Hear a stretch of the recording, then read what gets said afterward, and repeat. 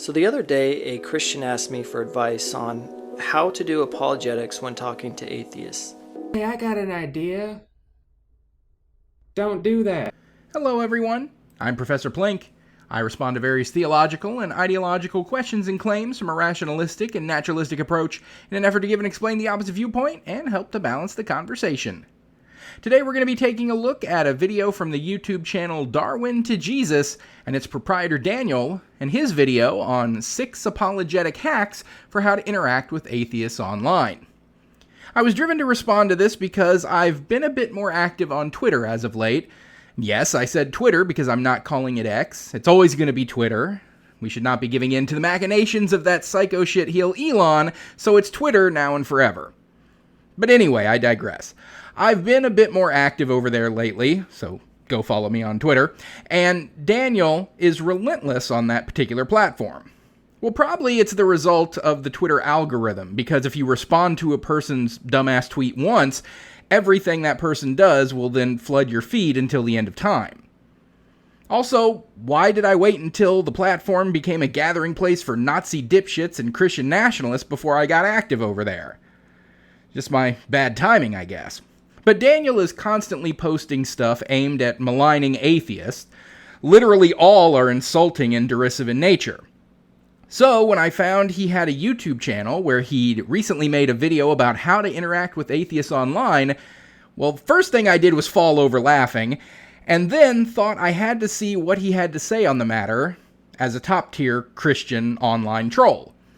So let's dive in and see what he has to say on the matter of how to interact with atheists online. But before we get to that, if you end up liking what you see in this video and would like to help out the channel, make sure to subscribe, click the bell so you'll always be notified when new content comes out. Check out my social media, including my Patreon and Twitter, all linked in the description. And of course, like this video, maybe pop in a comment. All that goes a long way towards pleasing the YouTube algorithm, which is far and away superior to that broken crap show that is the Twitter algorithm. May it keep my channel motoring along. Now on to today's video. This is Darwin to Jesus. Welcome back to the channel. So the other day, a Christian asked me for advice on how to do apologetics when talking to atheists. As a former atheist who has spent hundreds of hours discussing God and Christianity with atheists, I thought I could make a video to share what I've learned. For starters, Daniel, you sound like you're 16. So you say you used to be an atheist, and since converting to Christianity, you've spent hundreds of hours talking to atheists about God? So what, did you convert when you were 8? And then dip out of school for the next decade to go have these theological discussions with non-believers every single day? Or is your hundreds of hours of discussion with atheists more in the vein of you shitposting anti-atheist memes from your phone while you ignore your algebra teacher and help earn the U.S.'s falling education ranking? Well, you help earn the low education ranking, as well as Oklahoma mandating teaching the Bible and Louisiana putting up the 10 Commandments in every classroom. Also, I always find it suspect when someone who sounds or looks like a teenager talks about having once been an atheist. I mean, technically you're right, as everyone is born an atheist, and I'm not trying to malign you for being or sounding so young. But when the human brain doesn't even finish developing until a person is in their 20s, you'll forgive me if I don't give a lot of credence to philosophical positions that you had and changed before you were even old enough to drive a car. Now, I'm not trying to no true Scotsman you. I believe you were an atheist if you claim that you were one. I just wonder if that was an actual chosen, thought-out position, or if it was just a default position because your parents never took you to church. Or if they did, you were too busy thinking about what Pokemon you still needed to catch to care about anything the pastor was saying. Basically, if you're barely old enough now to have a fully fleshed out position as a Christian, I doubt you had a fully fleshed out position as an atheist years ago when you decided to change. So here are 6 rules for doing apologetics with atheists. Rule number 1, know what kind of atheist you're dealing with. Not every atheist is the same. Some are conservative, some are pleasant and friendly, and some are absolutely terrible. Well, I see we also get a sense of Daniel's politics in this video. Out of nowhere and apropos of nothing, you say, some are conservative, some are pleasant and friendly.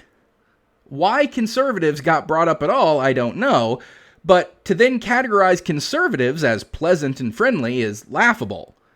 Conservatives seem pleasant and friendly to you because you are a conservative. So you already agree with them on a whole host of things, so of course they're easy for you to get along with. Someone being liberal doesn't mean that they aren't pleasant and friendly, but if you find any disagreement, religious or political, as being mean and difficult, then you're going to have a bad time. And that's exemplified in this unicorn atheist type that you're describing. What you're looking for here is someone who has basically no position at all on the God claim. Someone who is just going to sit there wide-eyed and enthused to listen to you as you sermonize to them. Someone who will offer no pushback or arguments against your proselytizing. And then, once you're done, either be converted by your apologetics, or at the very least, closer to it. You want a pupil, an empty vessel who you can pour in your faith and make a convert out of.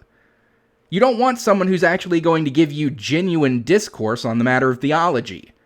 Not someone who's going to have an actual back and forth with you. But the second an atheist does counter your claim or explain how your theistic reasoning is fallacious, or, your God forbid, respond to your atheist shitposting with the same energy and shitpost you right back, well then they're the bad guys. They're black hole atheists. They just want to be meanies. I mean, even the pictures you chose for your memes to represent these types of atheists give away the plot. You couldn't even be bothered to make the unicorn atheist the focal point of that image. You had to have it focus on you as the one evangelizing to them, the wise and kindly pious one, front and center, with the blindly following unicorn over your shoulder and way off to the side. You're giving yourself away. This is all about ego for you. With the attentive Padawan non-believer just eager to lap up your theological manna, you get to be the smart and benevolent master, kindly bestowing wisdom on the unwashed masses. Me. Oh, so me.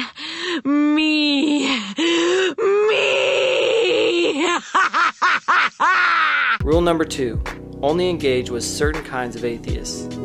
Once you understand the different types of atheists, you can recognize which type you're dealing with and use that discernment to choose who you do apologetics with. You should only engage A, B, and maybe some high C-tier atheists. In other words, only engage with the kinds of atheists that you're going to be more likely to convert. Ones who will not argue or push back against your evangelizing. Ones who won't offer any explanation or reasoning on why they don't believe in God. Because this should be a one-sided conversation, right? This isn't about being mutually respectful and actually conversing with someone of a different philosophical position than you in order to better understand them or why they think the way they do. No, this should be a purely one-sided, one-directional conversation. See, Daniel, this is why people who actually hold the position of atheism as a reasoned choice piss you off so much. When you try to preach to one of us, you're gonna get pushback. And an honest interlocutor would look at such discussion as an opportunity. An opportunity to find out what theistic arguments that you are touting don't actually hold water. Where you're using fallacious reasoning. Or at the very least, find out what problems non-believers have with the kinds of theistic claims that you make. It would help you to refine your arguments and make them more robust and ultimately more effective. But you don't seem to want to do that. No, you just want easy wins to what don't even amount to actual debates so that you can stroke your own ego. Engaging with anyone below that will likely lead to frustration.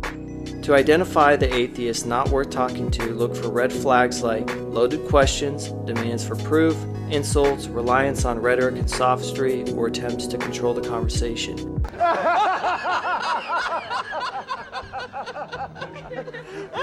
Loaded questions, you say?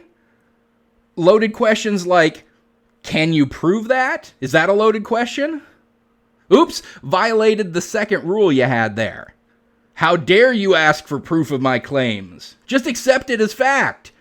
And if you don't, then you aren't worth talking to. Insults, you say? Insults like maybe calling someone a black hole who isn't worth talking to just because they don't immediately accept everything you say as unquestionable truth? Sophistry, you say? Sophistry is the use of fallacious arguments in order to deceive, which is the apologist's absolute bread and butter. And trying to control the conversation? What you actually mean there is trying to have a conversation instead of just giving control over to you so that you can preach at them uninterrupted and unchallenged. This is a real rules for thee, stupid atheist, but not for me situation. Instead, engage with atheists who are chill, ask fair questions, and avoid straw-manning you. We are chill. That is until you start straw-manning us by saying that we have no morality or can't believe in anything without a belief in God, or just insisting that we're all going to burn in hell for the horrid offense of our non-belief. Then, when such strawmans, which again is apparently something we aren't allowed to do to you, but you're free to do to us, well, when that gets our hackles up, then it's just us getting angry and not being chill enough to have a conversation with. Daniel, this is called gaslighting, and it's a dirty tactic of deceptive people. And asking you to prove your claims or asking pointed questions that point out the fallacies in the reasoning that you're using, those are fair questions. You just don't like them because they force you to take a hard look at your arguments and see them for the broken arguments that they are. Rule number 3. Don't expect them to change their mind. Atheists are often the most stubborn people you can witness to. They reject God because they think they are God, so the idea that you might be right and they are wrong is not even a possibility to 99.99999% of them. Don't expect them to change their minds. You just don't get it, do you? You don't. Don't even bother with atheists that strawman you, said the guy who just engaged in blatant strawmanning. A common dismissal tactic of apologists is the claim that atheists don't want to believe in God because they think that they are God. And this is so ridiculously insane because it cuts against the one single, standalone aspect of all atheists, that we don't believe in God. If we thought we were God, then we wouldn't be an atheist because we would believe in God. There have been plenty of cult leaders throughout history who have thought that they were God. They weren't atheists because they believed in themselves. But we don't believe in God, hence we can't think we are God. And calling atheists stubborn is the biggest pot of all pots calling the kettle black.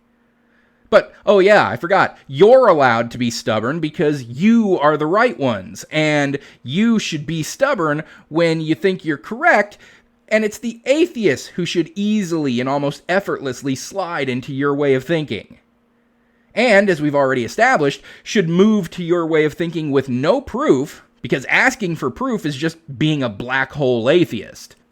We aren't allowed to point out the flaws in your reasoning because that's just rhetoric. No pointing out your sophistry because that would actually be sophistry. And frankly, no pushback of any kind because doing so, that wouldn't be chill, would it? Do you know what they call ideas that can't be questioned? Propaganda. And whenever Christian apologists bristle at an accusation of spreading propaganda, I like to point out to them that the word itself originated as a term for a group of Catholic missionaries in the 1600s whose job it was to spread the Christian faith. The apologetic techniques that they used would come to be known as propaganda techniques. Well, they would be proud of you, Daniel, running their playbook perfectly. If their minds ever do change, it will likely be far in the future and you won't know about it. It took me years to change my mind and become a Christian. I say practically this same thing to myself when talking to believers about why I don't believe in God. After debunking theistic arguments and showing them the fallacious reasoning they are employing, I have to remind myself that if their minds ever do change, it will likely be far in the future and I won't know about it. It took me years to change my mind and stop being a Christian. But even though we don't always get to see people's deconversions, we can take comfort in the data showing us that it is having an effect, and Christianity is on the way out. It's gone from 90% of the US population just 50 years ago to closer to 64% or less today. And projections have it falling down to 46% in the next 50 years, and that's if current deconversion rates stay static. If they continue to increase, as they have been over the last couple of decades, we could see Christianity fall down to only a third of the population within many of our lifetimes. Apologetics is failing. Christianity is losing major ground. And statistically speaking, it's more likely that the apologist will be the one to change their minds years in the future than the atheist. Rule number 4, do not give evidence.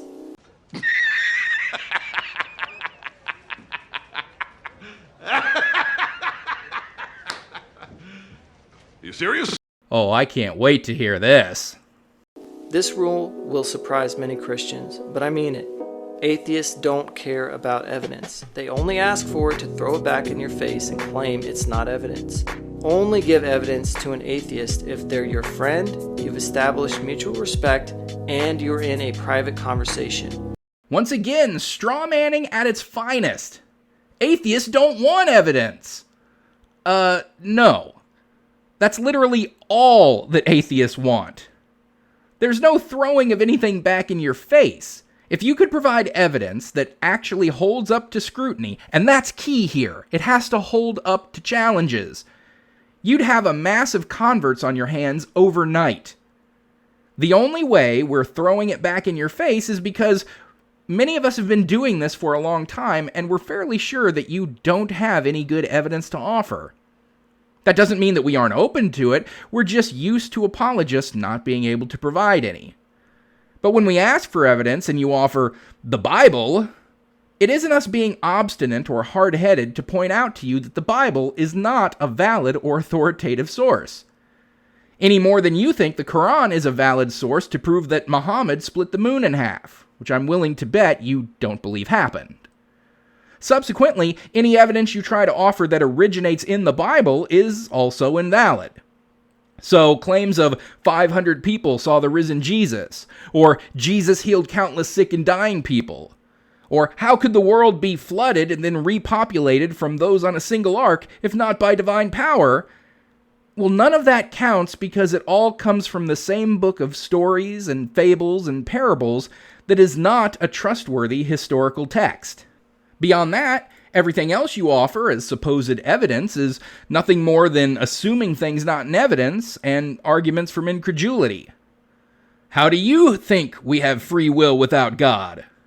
Well, I don't believe in libertarian free will at all. Well, how can morality exist without God? Subjectively. Then that means you don't believe in real morality? Yes, I do. Real subjective morality. But it isn't really morality if it isn't objective. Yes, it is. Subjective morality is a thing. Well, look around. Everything's designed. No, only man-made, or to a lesser degree animal-made things are designed. Most things come about through natural, unguided, unintentional processes. Well, how did life come from non-life? While we don't have a definitive answer to that, and I could just say, I don't know, and that would be a totally valid response, there is actual evidence to support the idea of abiogenesis, the idea of life spontaneously forming naturally. And by the way, not having an answer for something, and because of that just defaulting to God must have done it, that's why people thought the sun was a god riding a chariot of fire across the sky. There's just no point in talking to you. Why won't you just believe what I tell you to? And then the pure guffaw-inducing laughability of you saying that the discussion needs to be based on mutual respect when you have no respect whatsoever for any atheist, well, that's just delicious. Ultimately, evidence isn't going to change anyone's mind because atheism is about rebellion, not evidence. Atheism is about many things. Rejection of unfounded claims. Distaste for dogmatic hegemony. dissatisfaction with proven falsities of a faith that have gone unaddressed, fundamental disagreements between denominations, each calling the others heathens who spread false teachings. All these and more, but most central in atheism is purely and simply not being convinced. And as that is the central aspect of atheism, atheism is uniquely concerned with evidence. Much more so than any theistic belief whose central focus is on other things. Things like salvation, or having answers to provide comfort and security of thought, or fear at angering an assumed deity, or lifelong indoctrination that was drilled into one as a doctrine that could never be questioned. None of these things are focused on or all that concerned with whether or not they are accurate. So it is the rare theist who is at all interested in evidence, or whether the evidence that they do think about holds up to scrutiny. But atheists? We are all about that evidence. Provide it and see people become believers overnight. But, much like the James Randi Educational Foundation offered a $1 million prize to anyone who could provide evidence of the supernatural, a challenge that ran for 50 years without anyone being able to claim it, despite thousands of attempts, you theists simply cannot provide any evidence that holds up to critical examination. Rule number 5. Don't take anything personally. Atheists will insult you, demean you, gaslight you, denigrate our Lord, and more. Don't let it get to you. Don't take it personally. Atheists love to get the better of Christians, so if you find yourself getting upset, take a break from the conversation. If this happens often, you should probably stop engaging with atheists. They'll make a fool out of you and hurt your witness. If you're going to deal with atheists, you need very thick skin. This is fair enough, and I'll take a break from dunking on Daniel for a moment to say that he is right. Atheists, especially in the realm of online discourse, can get insulting or denigrating and can certainly attack or malign theist positions and beliefs. But what needs to be mentioned is that this is a sword that cuts both ways. Christians in online theistic discussions can be just as insulting, just as denigrating, and just as outright mean as any non-believer. Especially with each other, which is sometimes interesting to see. There are few people who get as vicious with each other as different denominations of Christians absolutely at each other's throats about things like, the Calvinists are all blasphemers. No, it's the Baptists who are butchering the Word of God. No, Catholics are praying to statues of Mary, and that's idolatry, and you Catholics are all going to burn in hell. And that's always fun to just sit back and let them fight. But between atheists and theists, both sides are looking to score points. Both sides are trying to convince the other that their position that the other side holds is wrong. And in true online interaction fashion, both sides can devolve into shitposting and trolling. And it's pointless to get into the playground mindset of, well, they started it, because everyone thinks that the other side started it. For theists, well, they just came online to share their ideas and spread the good word of God. Totally altruistic. But then the mean atheists started shit-talking their faith. And they kept doing it, so it's not the theist's fault that they were just responding in kind. They were just returning the same energy that the atheists were using. Then for the atheist, well, they were just coming online to talk about their experience in deconstruction, because maybe it could help others who are feeling the same way, and they also wanted to know if others were experiencing the same thing they did. But then all these vicious Christians started coming out of the woodwork telling them that they're all going to burn in hell, and they just want to sin because they're wicked, evil little bastards. So it's not the atheist's fault that they responded in kind. They were just returning the same energy that the theists were using. Look, grow up. We're all in this online space, and we're all on different sides. And people from both sides shitpost. Your side isn't immune to it, and you don't get a free pass for doing it because the other side started it. Nor do you get a free pass for doing it because you're on God's side. Own your troll behavior, Daniel. Rule number 6. Know why you want to have the conversation. In these discussions, there are 3 healthy goals you can have. To convince the atheist, to convince the listener, or learn from the interaction. Not a bad list. Though none of these things are mutually exclusive, one can be attempting to achieve all of them simultaneously.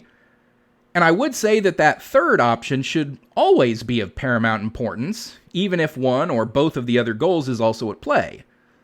But I have a sneaking suspicion that you mean something very different than I do by learn from the interaction. I recommend making your primary goal to learn from the interaction. Often, the best way to learn how to debate is through trial and error, so you can learn a lot just by applying yourself and having these conversations. See? Yeah, that's what I'm talking about. By learn from the interaction, you just mean to refine your technique to become better at debating so you can more easily achieve goals 1 and 2. And there's nothing wrong with that. That's not a terrible thing. One who engages in debate should always be striving to improve in that regard. But if you're interacting with someone who has a different philosophical position than you do, one of the primary things that any person of conscience should be doing is learning about that person. Learning about what they believe and why they believe it. Or, in the case of atheism, learning why they don't believe in the things that you, as a Christian, do believe in. The goal of these kinds of conversations should be primarily to better understand someone else. I always look at interactions with theists as an opportunity to learn more about them and what they specifically believe. Because I know that everyone is different. Even people of the same theistic belief will have differences and variations with others within their same congregation. I'm interested in learning about the individual beliefs of the individual person, how they came by those beliefs, and if those beliefs can be justified. Now, maybe they can be justified to that person's satisfaction, but not to my satisfaction. And that's fine too. But just as they can explain to me why they do believe based on their reasoning, I can offer why that reasoning doesn't work for me. But not Daniel here. Nope, no interest in learning about the atheist and why they hold the positions they do. It's because he already knows why. It's because the atheist is just rebelling. They think that they are God. They don't want to believe because they're just broken meanies, remember? There's nothing Daniel can learn from or about an atheist that is of any importance to him. And that's why he and apologists like him should always be in total control of the conversation, and that the atheist needs to just be chill and accept everything that they say as absolute truth. Come on, you damn dirty atheist, just submit to this and let me proselytize to you. I'm disinclined to acquiesce to your request. Means no. And that was Daniel's last bit of advice for apologists looking to dominate, control, and convert atheists online. And the sheer projection on display here is so thick you could cut it with a knife. I mean, it was all, here, make sure you don't engage with atheists who do all of these things that we apologists do in spades. Don't let atheists engage in sophistry when all apologists do is engage in sophistry. Don't let atheists control the conversation when all apologists do is try to control the conversation.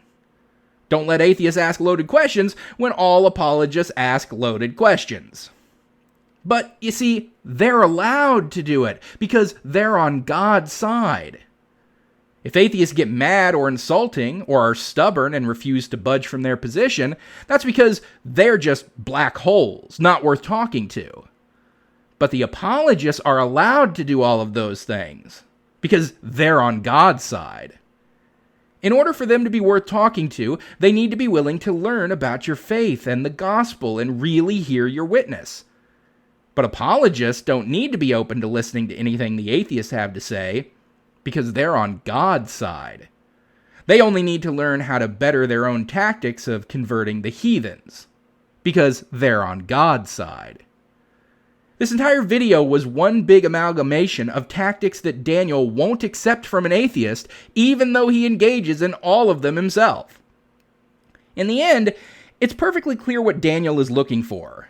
And it isn't honest, fair, respectful interactions with people who think differently than he does in an effort to learn about different ways of thinking and, dare I say it, grow as a human being.